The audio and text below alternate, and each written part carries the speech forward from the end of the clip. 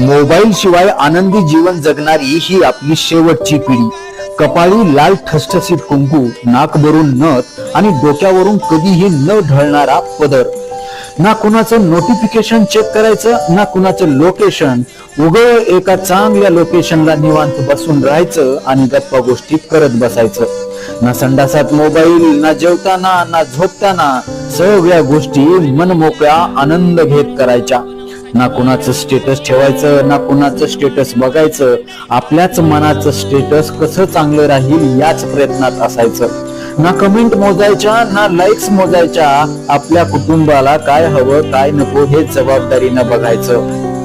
ना कोणाच्या वाढदिवसाला हॅपी बर्थडे म्हणायचं, ना कोणी वारल्यानंतर अगदी सहज RIP लिहायचं.